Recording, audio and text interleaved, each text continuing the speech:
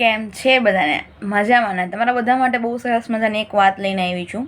છેલ્લે સુધી સાંભળશો તો બહુ જ મજા આવશે. ઘણા બધા લોકોના ક્વેશ્ચન આવે છે મોસ્ટલી, અને તમારા બધાનો પણ હશે જ તે.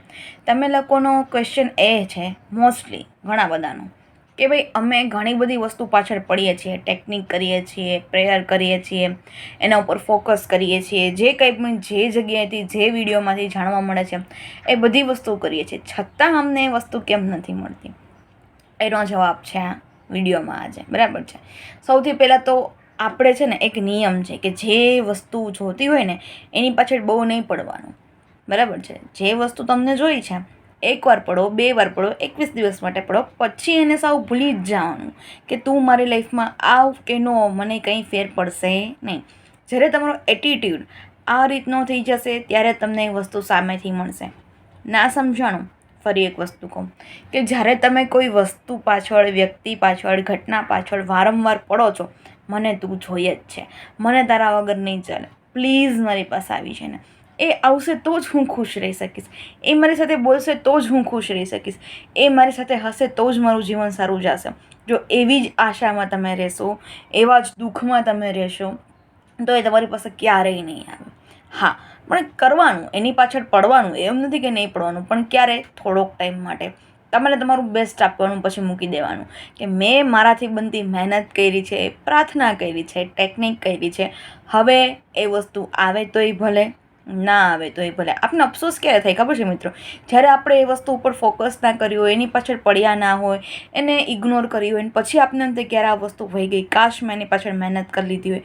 પણ આપણે મહેનત કરી લીધી, આપણે એને ટાઈમ આપ્યો, આપણે એની પાછળ ઘણું બધું કર્યું, છતાં જો પછી આપણને ના મળતું હોય, અથવા તો આપણે બધું કરીને થાકી ગયા હોય, તો પછી સરેન્ડર કરી દેવાનું હોય છે, ભગવાન ઉપર છોડી દેવાનું હોય છે, યુનિવર્સને કહી દેવાનું હોય છે, જો મારી ઈચ્છા છે, મેં મારાથી બનતા પ્રયત્ન કરી લીધા છે, હવે તારા ઉપર છે, તારે એ વસ્તુ છે એ મને કરીને આપવાની છે. બસ મારાથી થતું હતું એ મેં મારું 100% આપ્યું.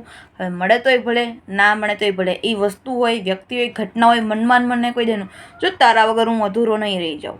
એવું નથી કે તું છે તો જ બધું થશે, તારા વગર પણ હું જીવી શકું એમ છું, તારા કરતાં પણ સારા વ્યક્તિઓ, સારી ઘટનાઓ, સારી વસ્તુઓ મારી પાસે આવી શકે એમ છે, કેમ કે હું બેસ્ટ છું, મારું કર્મ બેસ્ટ આપું છું, હું બધા માટે પ્યોર હાર્ટ છું, એટલે મને બધું મળવાનું જ છે.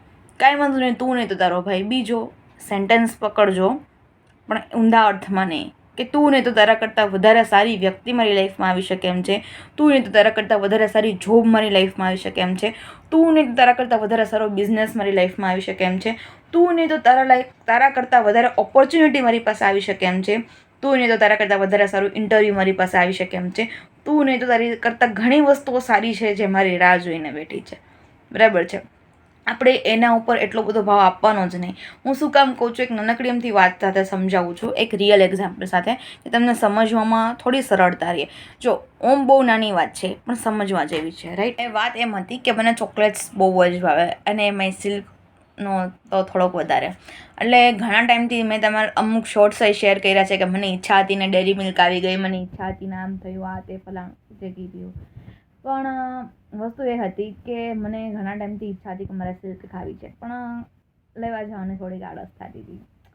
તો મેં કીધું ના. હવે પછી એટલું આમ કંટાળી ગઈ ને કે યાર આટલી બધી અંદરથી ઈચ્છા કેમ થાય છે? એમને ઈચ્છા થાય તો જ મારે કરવાનું. હું ઈચ્છા કરું તો મારી પાસે સામેથી ના આવી શકે? શું મારું કર્મ સારું છે, હું સારી ટેકનિક ફોલો કરું છું, મારી ઈચ્છા સારી છે, નિસ્વાર્થ ભાવવાળી કામ છે, તો મારી પાસે બધું સામેથી ન આવવું છે? લાઈક એવી રીતનો વિચાર આવ્યો મને, અને મેં વિચાર્યું કે ઓકે ડન, હવે મારે કંઈ ચોકલેટ ખાવી નથી, મને ચોકલેટ જોતી નથી, આવશે તો હું ખાઈશ નહીં, મને તું તો જોતી જ નથી, અને તારા લગતી કોઈ પણ ચોકલેટ મને હવે જોતી જ નથી. હું એમને ચોકલેટ વગર રહીશ. એકચ્યુઅલી મારો પુરુષોત્તમ મહિનો ચાલુ થવાનો હતો, અને અમે ખાવાની ના હોય, એટલે મેં નક્કી કર્યું કે હવે મારે ચોકલેટ ખાવી જ નથી. મારે તો એક સાઈડથી એક દિવસે દો નિશાન જેવું હતું, એટલે મારે તો આ પુરુષોત્તમ મહિનો અમે 1 મહિનો ચોકલેટ ખાવાની જ નહોતી. એટલે મેં આવી રીતના વાત કરી, અમે મળે કે ન મળે શું ફેર પડવાનું છે? જો એક પણ જાતની એક્સપેક્ટેશન વગર આ વસ્તુ થઈ છે, કેમ કે મેં એમ જ કહી દીધું કે હવે મને નથી જોતી, અને ખબર જ હતી કે આવશે કે નહીં આવે તો હું ખાઈ શકવાની નથી 1 મહિનો, તો પછી શું કામ એના પાસે હોપ રાખવી, છોડી દઈ અને એની સાથે થોડુંક મસ્તી કરી લઈ.